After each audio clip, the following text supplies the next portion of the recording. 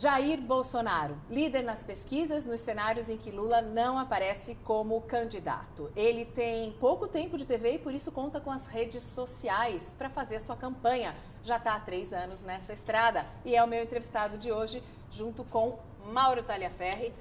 Boa noite, Mariana. Boa noite, deputado. E boa noite a você. A gente agradece o pessoal que mandou as perguntas e a participação de vocês é sempre fundamental pelo Twitter usando a hashtag do programa Mariana Godoy Entrevista. Muito obrigada, candidato, por sua participação aqui mais uma vez no nosso programa. Eu quero perguntar o seguinte, primeira, o senhor vai participar também dos debates? Posso contar com a sua presença aqui no dia 17 de agosto? Com toda certeza, também pela consideração que eu tenho com vocês, você me tratado com bastante cordialidade e isenção. E eu pretendo, sim, participar de todos os debates, até para suprir a falta do tempo de televisão que o meu partido tem. Por que surgiu essa história de que o Bolsonaro não ia participar dos debates? Eu respondi certa vez que ia decidir. Eu não falei que sim nem que não. E, de repente, a coluna do Anselmo KGB Góes resolveu dizer que eu não participaria. E daí eu peguei um vídeo de 15 dias atrás, né, numa palestra que eu dei, e falei que iria participar, até porque não tenho o que temer. Okay? E se eu não tiver condições realmente de responder certas perguntas, algumas com toda certeza não vou responder, eu não sei de tudo, tá? E o povo vai fazer esse julgamento. Nós não estamos enfrentando um vestibular, é um debate político, que eu entendo que um presidente da República, ele não vai jogar bola, ele tem que ser o técnico que vai escalar seu time. E entendo que o único que pode escalar um time com isenção, caso chegue lá, sou eu. Agora, para ser técnico de um time, é preciso entender de futebol. Como é que você vai saber que os seus ministros estão fazendo o que é certo ou estão fazendo a escolha certa em um determinado momento se você não conhece do jogo? Bem, o que é conhecer do jogo? Por exemplo, economia. O que nós queremos? Uma inflação baixa, tá? Queremos uma taxa de juros baixa também, tá ok? Queremos, em parte, começar a pagar a nossa dívida, que não é fácil, desburocratizar o país, desregulamentar muita coisa, aquecer a economia, sem aumentar imposto. Isso eu tenho botado para a equipe econômica minha. Tem condições de fazer, e eles são os especialistas disso. Tem. Então, vamos em frente. Só vocês, então, são as minhas pessoas, né? Meus homens e mulheres da economia. Mas o senhor já começou a pensar, então, em alguns nomes para eventuais ministérios. O senhor reduziria o número de ministérios e já poderia adiantar alguns nomes que poderiam fazer parte dessas pastas mais importantes? Eu tenho uma equipe que trabalha comigo, parlamentares, basicamente, o Major Olímpio aqui de São Paulo. Que seria o quê, por exemplo? Por enquanto é o nosso senador. Entre outros nomes que a gente fica discutindo, né? Quem poderia ir para lá? E os convites estão sendo feitos. Procuramos o general Augusto Heleno. Ele quer estar nesse nosso time, mas não pretende ser ministro. Daí eu abri para ele. Então o senhor vai indicar quem vai ser o ministro da Defesa, que vai ser um oficial general de 4 estrelas. Tem que ser uma pessoa que realmente entende do assunto lá. Tem nomes que nós não podemos falar, porque eles pediram para não falar, para evitar retaliações, que existe sim uma perseguição muito grande no Brasil. Agora, acredite, tem muita gente boa que está entrando no time com o peito aberto, com o coração verde e amarelo e pensando realmente em tirar o Brasil da situação que se encontra. Paulo Guedes na área econômica, né? Ele, por enquanto, é o nosso conselheiro, né? E ele chegou a mim, e eu cheguei nele de forma espontânea. E temos conversado bastante sobre a economia. Ele é bastante liberal e é a favor de privatizações. Eu queria saber qual é a sua opinião a respeito das privatizações, até que ponto elas devem ir e se elas incluem Banco do Brasil, Petrobras, Eletrobras. Eu vi agora no voo, por coincidência, né, tinha um vereador do meu lado, Alexander Françon, de Itapeva, São Paulo. E ele falou para mim uma coisa que você tem que levar em conta. Deputado, suponha que o senhor tenha um bar que dê lucro 20 mil por mês. De repente, entra um gerente lá e começa a dar prejuízo. O senhor vende o bar ou troca o gerente? As estatais, eu gostaria muito de privatizar sim, mas não pelo viés apenas de combater a corrupção, mas para o viés de buscar produtividade e mais transparência. Pretendemos sim privatizar muita coisa. Agora, o que eu entendo como estratégico, ou não privatiza, ou tem um super modelo parecido com a Embraer, que é o Golden Share. Tá? Então, isso tem sido discutido, ele concorda em parte comigo, porque ele é liberal, sim. Agora, nas demais coisas, a não ser estatais estratégicas, eu sou plenamente favorável, até nem privatizar, é simplesmente extinguir, porque eu acho que nem você quer comprar por R$1 certas estatais. E Eletrobras e Petrobras, que são áreas bem estratégicas. O grande problema que eu vejo, né, quando eu falo em estratégico, é geração de energia. Isso, por ser estratégico, você tem que evitar a todo custo que passe para a mão de terceiros. Por exemplo, a geradora em si, eu acho que é indiscutível. O governo americano, Estados Unidos, as suas hidrelétricas, inclusive, são nas mãos das Forças Armadas. Nós não podemos entregar tudo para os outros, né? Não tem país no mundo, que eu conheça pelo menos, que tenha 0 de estatais. Tem uma pergunta aqui do Twitter, o que o senhor faria com o preço dos combustíveis? Olha, ninguém quer simplesmente dar uma canetada e buscar uma maneira de tabelar o que quer que seja. Afinal de contas, né, temos experiência disso na energia elétrica e no combustível também, por parte do governo do PT anterior. Agora, o que nós temos que botar na mesa, Mariana, que muitas vezes eu não tenho, são os números. Você tem que os números, realmente, quanto custa para produzir, na produção, na ponta final, do petróleo, do diesel, da gasolina. As informações que eu tenho podem não ser precisas, mas, por exemplo, o diesel estaria pronto na refinaria por 90 centavos. O governo bota 150% do lucro em cima disso. O preço lá na ponta, no final, chega a quase R$4, realmente fica complicado. Agora, se a Petrobras tivesse um lucro de aproximadamente R$50 nisso, eu entendo dessa maneira e pretendo conversar com quem está lá dentro e com os números da mesa, para chegar a uma conclusão, que eu não quero ser aquele cara, como o outro candidato agora diz, se eu chegar lá, a gasolina vai ser R$2,80, o diesel 2. Eu gostaria que fosse 10 centavos, mas não é assim que as coisas têm que acontecer. Você não tem que agora vender o paraíso para ganhar votos, tem que ter uma realidade. Você diz que não tem esse viés mais autoritário que tem Ciro Gomes, por exemplo? Sim, exatamente. Ele fala, por exemplo, na CNI essa semana, tá, o Jornal Globo disse que eu fiquei mudo. Já o Correio Brasiliense falou que eu fui aplaudido 10 vezes. Verdade, eu fui aplaudido 10 vezes. Não sei porque o Globo fez isso lá. Já o senhor Ciro Gomes, né, quando ele falou que vai revogar, vai rever Vai rever. A gente vê, quando ele fala revogar, sem falar em Congresso. Reforma trabalhista. Reforma trabalhista, ele foi vaiado. Até porque, o que é questão trabalhista no Brasil? A CLT antiquíssima. Em lugar nenhum no mundo tem isso. Metade dos que trabalham no Brasil estão na informalidade. E o empresariado tem dito para mim, e cada um entenda, concorde ou não, que o trabalhador vai ter que um dia decidir menos direito de emprego ou todos os direitos de desemprego. Pelo que me parece, isso é uma realidade. Mas no seu governo seria feita alguma revisão do que foi aprovado até agora na reforma trabalhista? Só se for para melhorar a relação patrão e empregado. Você não pode acabar com direitos, que alguns falam muito, né? Fundo de garantia, etc. Tudo isso está no artigo 7º da Constituição. Somente uma nova Assembleia Nacional Constituinte poderia poderia rever isso daí. Então não existe essa preocupação. O senhor chegou a declarar que entre o emprego e os direitos era melhor ficar com o emprego. Isso é negociável? Até que ponto esse equilíbrio tem que ser mantido? Você tem que amadurecer essa ideia, você não pode impor isso daí. É que eu tenho falado para todo mundo, a classe empresarial, quando converso com eles, vocês têm que colaborar junto à mídia, junto à entrevista que vocês dão, para mostrar a realidade. Quer uma coisa?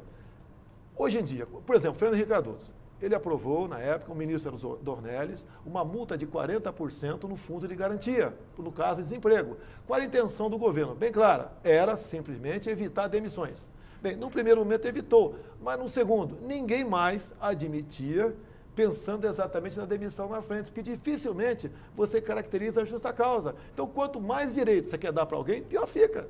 Essa é uma realidade que não é o que estou dizendo, é quem está empregando. O senhor está pronto para dizer para o eleitorado que nós vamos ter o ano que vem e possivelmente o outro ano ainda muito difíceis para enfrentar por conta das contas públicas, dos cofres públicos, dos déficits que não vão estar resolvidos no curto prazo? E está pronto para dizer para os seus colegas hoje no Congresso que muitos dos seus benefícios terão que ser tirados também, para começar a dar um exemplo de cima para baixo? Quando o Lula assumiu, a nossa dívida interna era 600 bilhões. Hoje está na casa do 3,6, meia dúzia vezes mais. E está num crescente. Você tem que botar um freio nisso. Tem que botar um teto nisso também ou não? Eu acho que tem. Ver onde você está gastando, onde você pode economizar. Ok? O primeiro passo, já passei para a equipe econômica. É o que eu chamo de o cozinheiro ou a cozinheira. Eu boto os ingredientes na mesa e eles vão fazer a comida lá, se vai ser boa ou não, a gororoba, né? Tem que ser boa, não podemos continuar. E nós devemos, né, dar esperança. O que é dar esperança? É governar com exemplo. É que nessa receita, deputado, tem duas fórmulas aí. Uma é cortar gasto que não é legal, porque vai tirar de áreas que têm necessidade de dinheiro. A outra é aumentar a receita, que também não é legal, porque no momento o único jeito de aumentar a receita num curto prazo é aumentar imposto. Antes da gente... É onde você se engana. O quadro ideal é a economia se recuperar e recuperar a arrecadação. Uma coisa simples aqui. Mas isso tudo tem a ver com a economia. Quase tudo. Até a questão de segurança tem a ver com a economia.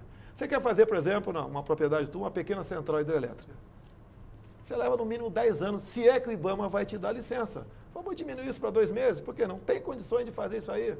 E por que a licença demora tanto? Porque as empresas que tramitem energia fazem lobby junto ao IBAMA, sim, para não permitir a construção da CH, para eles venderem energia para aquelas pessoas. Você começa a baratear a energia do Brasil. Quando você fala em desregulamentar, o Trump, decisão dele, cada uma nova regulamentação, temos que revogar 2 outras. Você tem que fazer a mesma coisa aqui.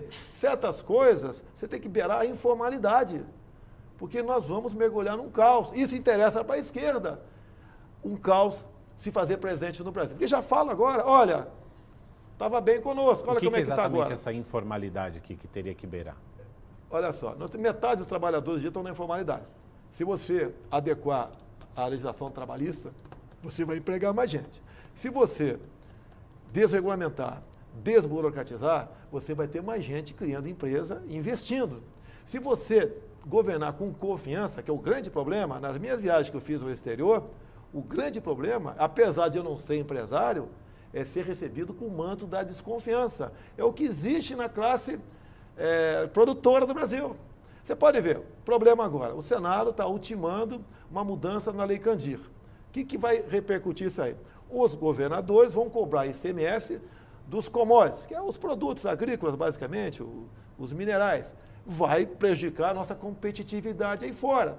Nós temos problema aqui, indigenista, ambiental, que estão sufocando o agronegócio. Você não pode botar o IBAMA, por exemplo, o ICMBio, para multar o produtor rural à torta e à direito. Você não pode continuar deixando que o homem do campo, que é o que garante, em parte, o superávit na nossa balança comercial, ser assombrado, aterrorizado por MST e por invasões indígenas. E o governo não faz absolutamente nada. O que o seu governo faria com MST, MTST, com ONGs e outras associações que são a favor do meio ambiente, das terras indígenas, da propriedade como área de preservação ambiental? Vamos lá, vamos por partes aí. Eu acho que todo mundo aqui mora em algum lugar. Uma grande parte é própria. Apartamento, casa, uma chácara, uma fazenda. Isso é sagrado. Qualquer invasão tem que ser repelida. Não interessa com que força. Repelida, ponto final. As ações do MST têm que ser tipificadas como atos de terrorismo. O MTST, se invadir a tua casa, eu quero, depender de mim, você vai ter uma arma dentro da tua casa, se você quiser, para repelir qualquer invasão. A propriedade privada numa democracia é sagrada e ponto final. Falando sobre armas, recebemos também vários tweets de pessoas querendo saber se o porte seria liberado para qualquer pessoa acima de 21 anos, o porte nas ruas. Questão de armas.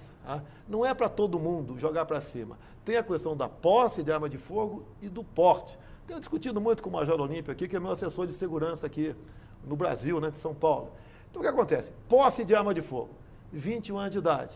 E alguns pré-requisitos. Exame psicológico, exame de manuseio e residência. Não precisa mais do que isso. A posse é para ter uma arma em casa. O porte de arma de fogo, você tem que cobrar algo mais. Por exemplo, os vigilantes do Brasil. Quem, porventura, cumpriu 6 meses como profissional, o exame, tem a carteirinha da ATA, vai ter porte de arma de fogo. Caminhoneiro, por que não? Você faz mais alguns testes também, além desse que eu te falei, pouca coisa. Mas não deixar o Estatuto de Armamento como está aí, que de forma irresponsável e premeditada, desarmou o cidadão de bem e deixou a bandidada com fuzil. Eu nunca mais vou buzinar para o caminhão. Né? Eu não buzino para caminhão, se fosse assim, os Estados Unidos seria bang-bang a todo momento. Mas lá é bang-bang, lá é bang-bang. Não. Lá, o número de mortes por 100 mil habitantes é na ordem de 5 vezes menos do que aqui. Mas é um bang-bang. E lá, o que acontece? Agora, por que é 5? Não é bang-bang. Não é. Eu estou fazendo 5 vezes menos do que aqui, não é bang bang. É que aqui é guerra civil, mas o bang bang... Não, mas aqui não tem punição, Mariana. Você, hoje em dia, você pode ver, depois de criar audiência de custódia, quem comete furto e roubo não fica mais que 24 horas detido. Estes outros, mesmo pegando muitas vezes com arma ilegal, por muitas vezes sai fora, mas, não Bolsonaro, são presos. A gente recebeu aqui também no Twitter, o Twitter manda tudo, né? Essas redes sociais são impossíveis. Uma matéria da época em que você foi assaltado e que diz que levaram a sua arma. 2 dias depois recuperei minha arma. E por coincidência ou não, amanheceu morto, né?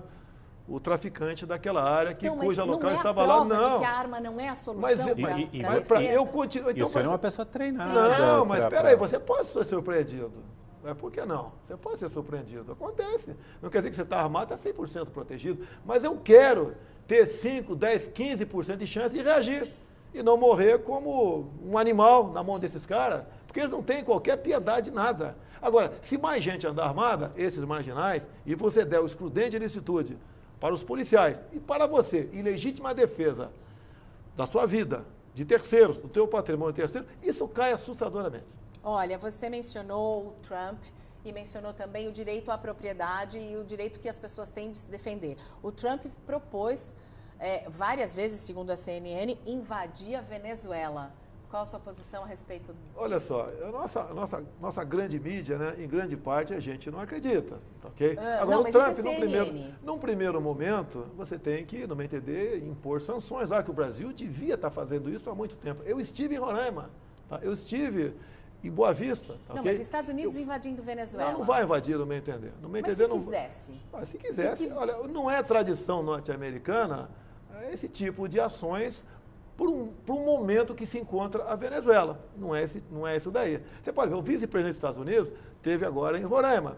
Tá? Lamentavelmente, o prefeito de Manaus, Arthur Vigílio, falou um montão de impropérios para ele. Sai daqui, vai embora. Okay? Então, isso é muito triste para nós. E o americano, no meu entender, tem um papel excepcional no mundo. Nos ajudaram, sim, no passado, de modo que evitou que nós transformássemos aqui numa Cuba no passado, colaborar discretamente no tocante a isso. Ele tem um certo papel... Colaborar discretamente. Olha, como é que seria Israel? Me responda. Como é que seria Israel, Coreia do Sul e Japão, com Kim Jong-un à vontade, sem os Estados Unidos ali botando pressão em cima deles?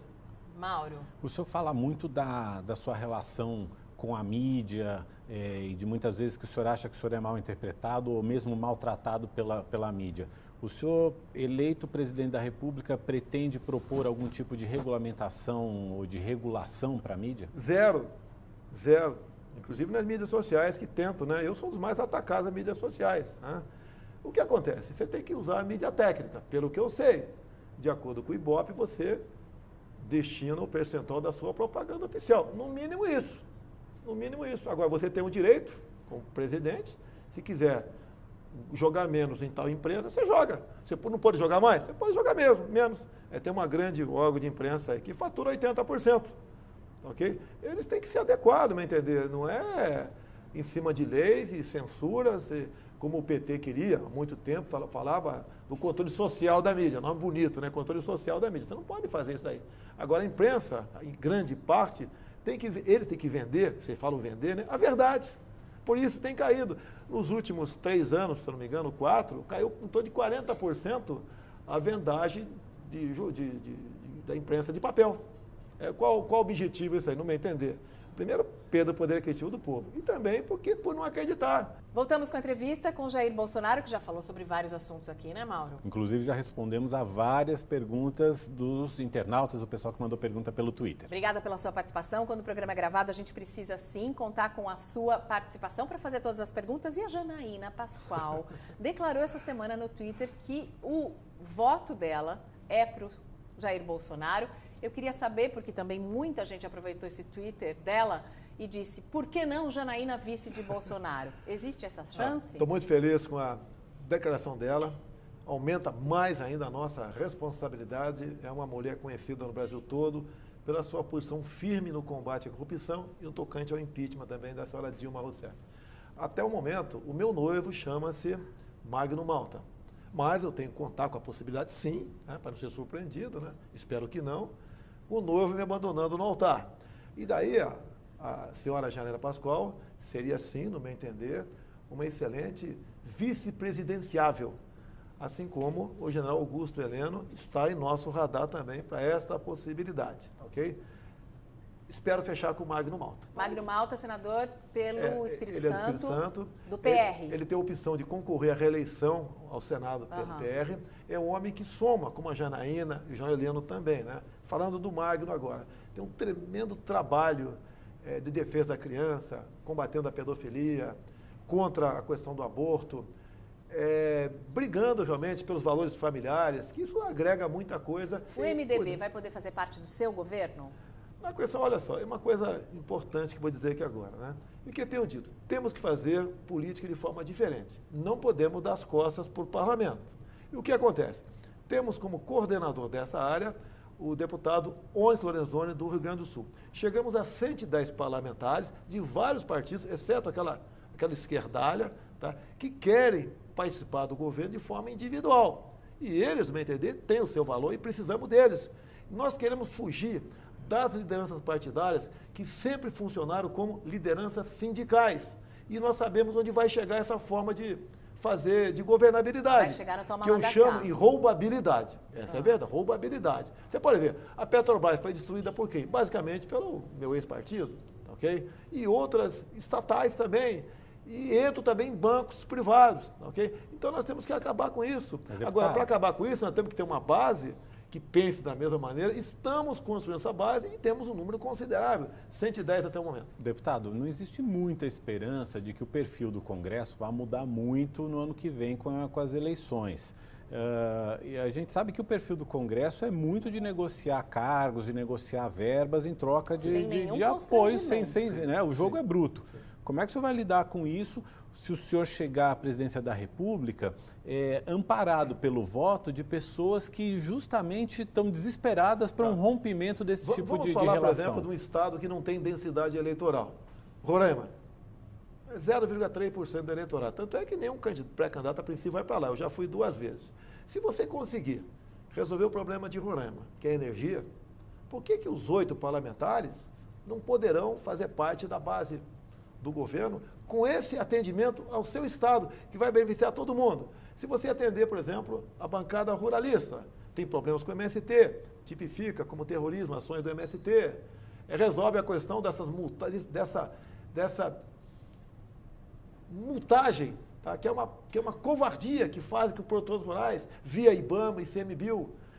Será que você não tem o apoio da bancada ruralista? Quando você fala bancada da segurança, tá o Major Olímpio, está ali o Capitão Augusto, tem lá o delegado Éder Mauro, tem tanta gente dessa área. Se você arrumar a questão do Estatuto do Desarmamento, você não vai ganhar a simpatia deles? Eu entendo esse espírito de negociação, mas infelizmente a gente não estaria deixando de fora alguns setores. Por exemplo, não existe uma bancada da educação no Congresso, não existe uma bancada de médicos no Congresso para atender a questão da educação também. É importantíssimo. Grande parte dos professores, né, estão com as nossas ideias. Está faltando alguém lá no Ministério da Educação que não seja uma indicação politiqueira, que realmente, né, devolva os professores a sua autoridade em sala de aula, que bote um currículo escolar decente, que acabe com esse lixo chamado ideologia de gênero.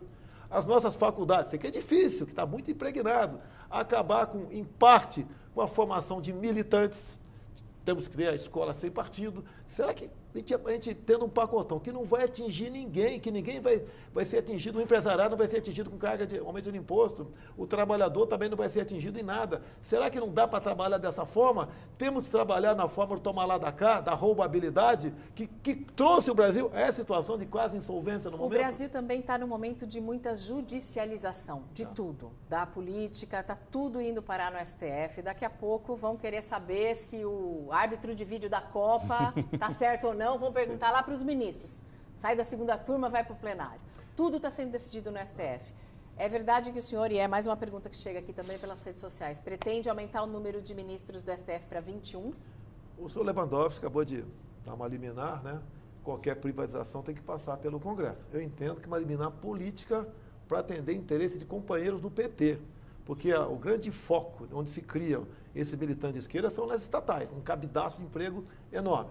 O que eu lamento do nosso Supremo Tribunal Federal. Eles não podem legislar. Estão legislando legislam para tudo lá, praticamente. Mais ainda, o Conselho Nacional de Justiça também legislar a questão da audiência de custódia. Uma turma do STJ decidiu um tempo atrás, se um policial militar parar uma viatura, isso é um elemento lá dentro, fala um montão de palavrão policial, aquilo não é desacato, aquilo é liberdade de expressão. E a minha proposta de aumentar mais 10, eu estou dando recado para o Supremo. Cada um tira as suas conclusões que bem entender. A forma de nós equilibrarmos o Supremo para que ele haja estritamente de acordo com o que reza a nossa Constituição, é botar 10 pessoas isentas lá dentro. Com o perfil de quem? De Sérgio Moro. É uma proposta minha. Você colocaria Sérgio Moro no Supremo? Tem que perguntar se ele aceita, né? Para até ninguém falar que eu estou fazendo campanha usando o nome dele. Se ele aceita. Lógico que não vai responder isso agora, até por uma questão política, com toda certeza, né, para manter a isenção dele no belíssimo trabalho que ele faz. Eu falei do perfil de Sérgio Moro. Mas no caso, o senhor como presidente da República, é que indicaria esses 10 novos ministros. Sim. Ou seja, o senhor estaria agindo muito parecido com o que o chavismo fez na Venezuela, que indicou praticamente todo o judiciário do país e agora passou a governar como bem quis. Alguém no Brasil hoje em dia bate palmas para o nosso Supremo Tribunal Federal? Mas essa também seria... Mas o presidente da República indicar todo mundo é solução? Eles estão legitimando a corrupção. Que seja uma turma, outra parte que se cala, estão legitimando a corrupção. Por exemplo, Sérgio Moro, o que ele ganhou com isso tudo até agora? Ele perdeu sua liberdade. Ele não está com tornozeleira eletrônica, mas não tem liberdade para ir na padaria comprar um pão. Não pode ir na praia, não pode ir para o cinema. Ele vai comprar o pão em Nova York. Mas ele deve. A situação como está no Brasil, ele tem que ir para lá mesmo, porque aqui ele vai acabar morrendo mais cedo ou mais tarde. Ou tem dúvida disso? Quem levou a esse estado de coisa? Em parte nós, políticos, e o Supremo Tribunal Federal escancarando aí as portas dos presídios para todo mundo sair de lá. Olha o Zé Dirceu, condenado a 30 anos de cadeia. De repente, gama liminar do Toffoli, que foi advogado do PT, que inclusive nem tornozeleira vai usar. Não sou eu, Mariana, que vou botar. Eu vou indicar e o Senado vai ter que aprovar. Se o Senado não topar, amém. Vamos continuar com esse Supremo que está aí. E você tem essa disposição de o que der certo deu e o que não der certo não deu, até para essa eleição também? Essa vai ser sua primeira disputa, mas você já vem se preparando para isso há algum tempo. Sim. Se ganhar, ok. Se perder? Eu não conto com essa hipótese, tá? Eu entrei em campo, não com obsessão, mas muito bem preparado para ganhar. Eu estou há 3 anos andando pelo Brasil. Eu sou o patinho horroroso dessa história aí.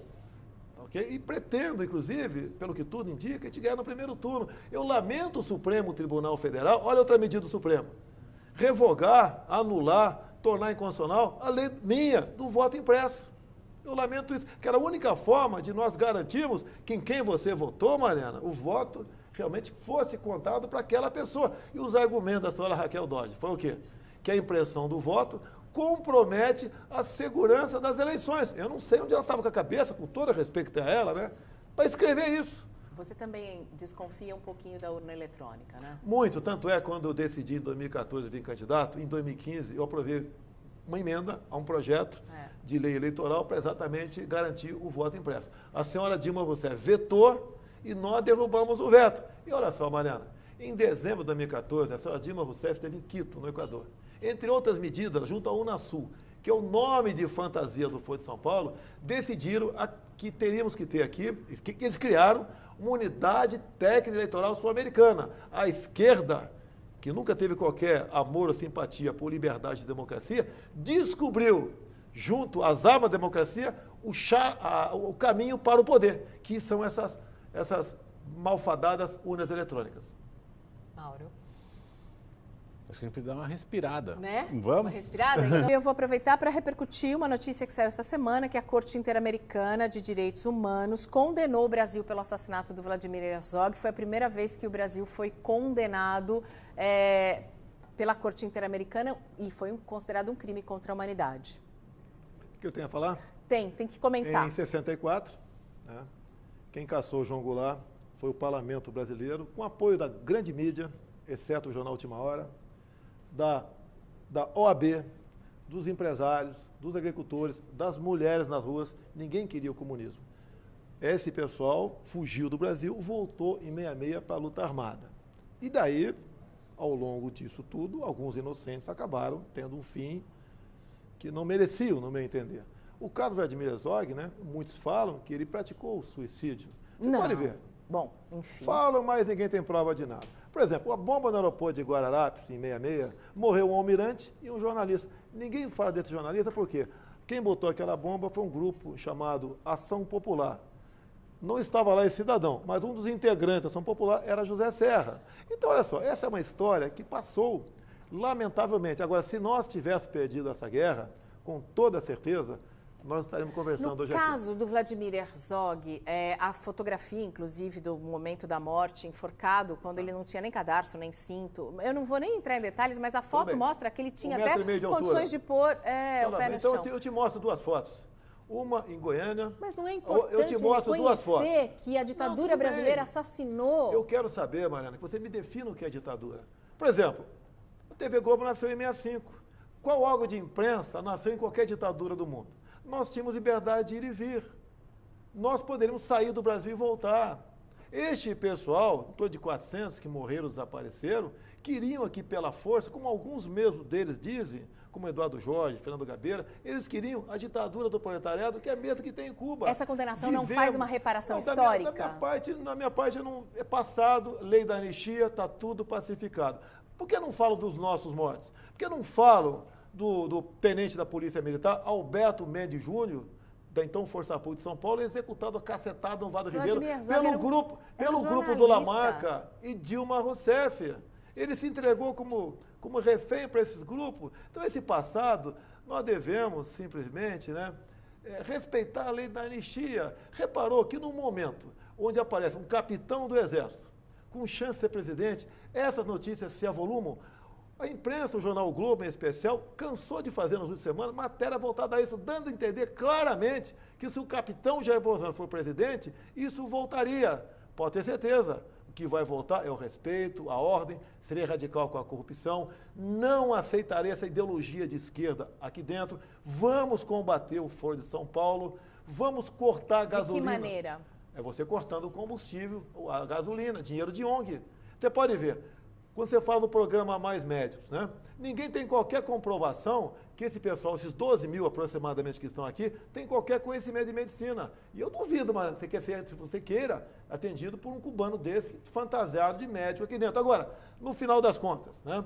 Nós mandamos por ano... A saúde em Cuba é uma coisa que funciona, candidato. Parabéns, o Hugo Chávez foi para lá e morreu, tá certo? Então vamos lá, nós mandamos por ano... Daí é que todo mundo vai morrer nós mandamos por ano para Cuba 1 bilhão e 300 milhões de reais pelo aluguel dessas pessoas. Mariana, se você é mãe por acaso, mas não sei se é mãe. Você, lógico, sua filha teve idade pequena. Meu filho. Imaginou você ficar longe do teu filho 1 ano, 2 anos, você imaginou? Até uma semana você não queria ficar longe dele. As médicas, entre aspas, cubanas que estão aqui, os filhos estão em Cuba.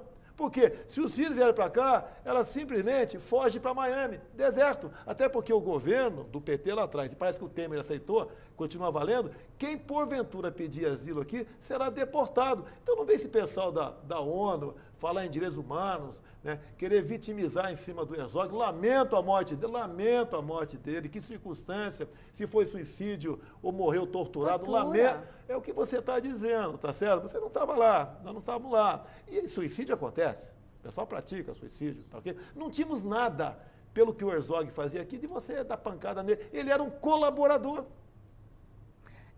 Eu queria saber, então, sua opinião sobre tortura, porque também tem uma entrevista antiga, é uma entrevista de, 20 anos atrás, quase, em que você disse que é a favor da tortura e que fecha o Congresso. Eu sou favorável à tortura, tu sabe disso.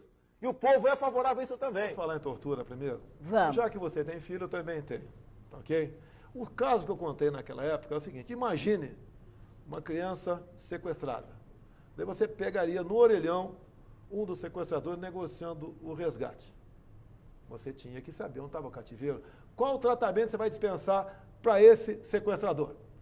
Como se ele fosse um humano e você, mãe, e o pai continuássemos sendo torturados enquanto nosso filho não aparecesse. E eu falei na época, tem que abrir a boca. Um tratamento enérgico. Qual o limite entre energia e tortura? Tá, ok? Então temos que parar de pensar. Você deixaria mais elástico esse limite. Temos que parar de dar tratamento humano para quem não é ser humano. Por causa desse tipo de pensamento, está a violência explodindo aí.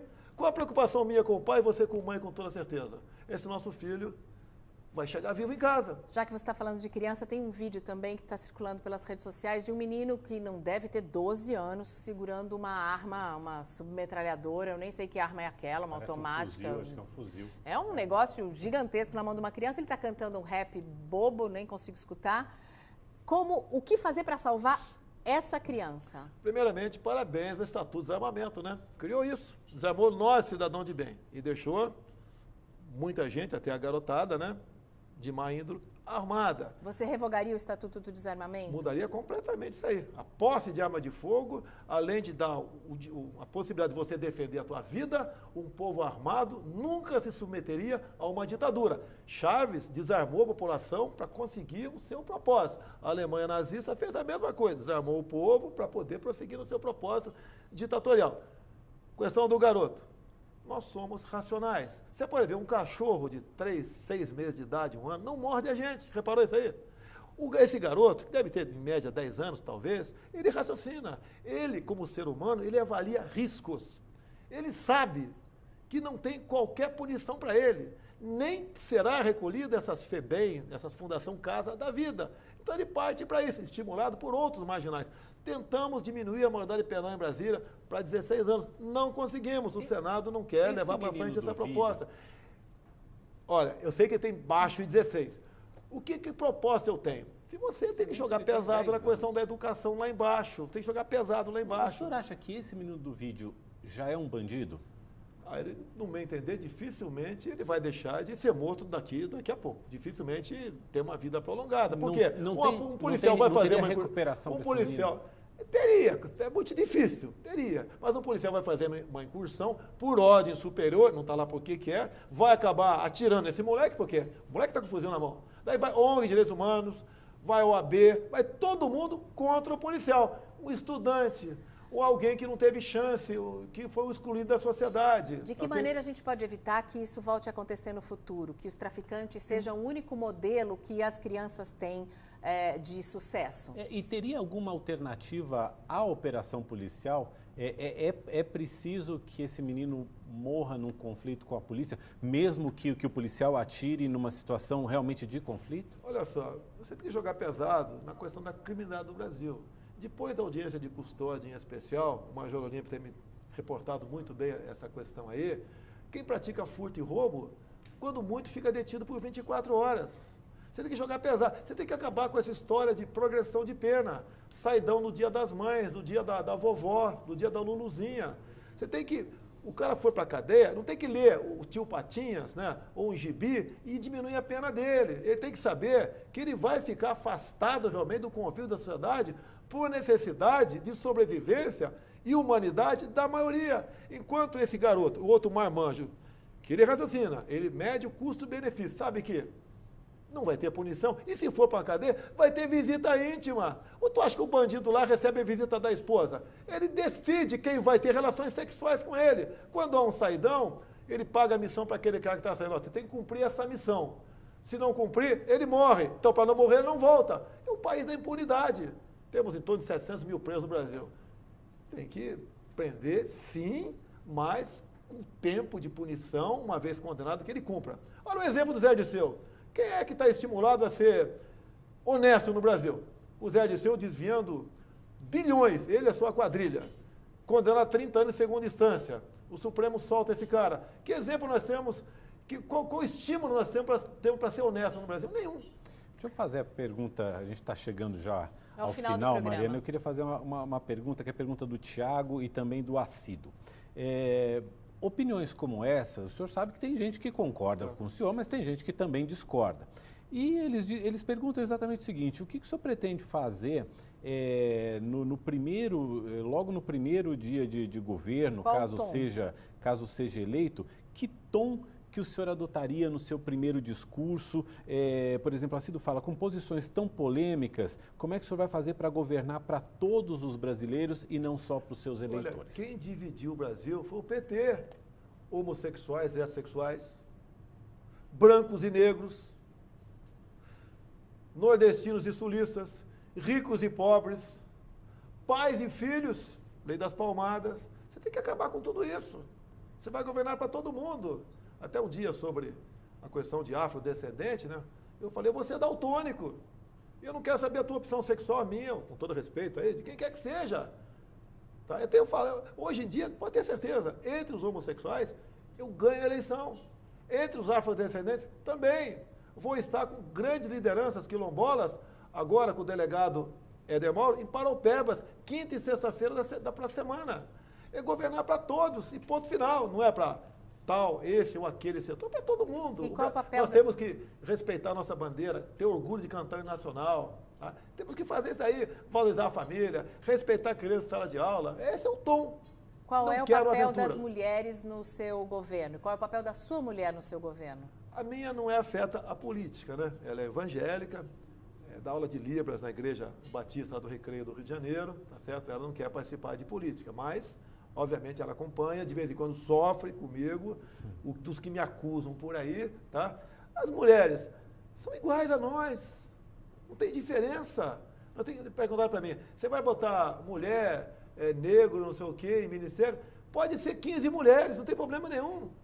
Tem que dar conta do recado. Ninguém tem aversão à mulher. Fazem rótulos, a meu respeito.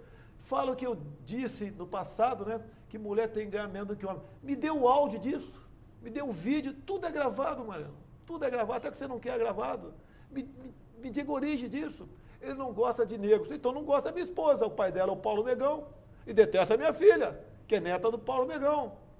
Tá? A questão de gay é a mesma coisa. A minha bronca é contra o material escolar. Não é quem tem esse comportamento. Numa boa, você sabe se eu sou gay ou não? Eu também não sei se você é. Qual o problema? Nenhum, cada um vai ser feliz da maneira que bem entender. Agora, um pai não quer chegar em casa e encontrar o filho brincando de boneca por influência da escola. Essa é a minha briga, que eu entrei em 2010, que tive um apoio enorme da bancada evangélica para sepultar isso em Brasília. Mas mesmo assim, ainda continua, isso vivo por aí, nós temos que matar de vez e incinerar isso aí. Respeito às crianças, é um governo para todos. Última pergunta do meu amigo Paulinho, que quer saber se você se acha o Donald Trump brasileiro. Eu sou mais rico do que ele. Obrigada. Não, Obrigada. não, Boa noite, obrigada. Obrigada a vocês que participaram. Tchau, obrigado.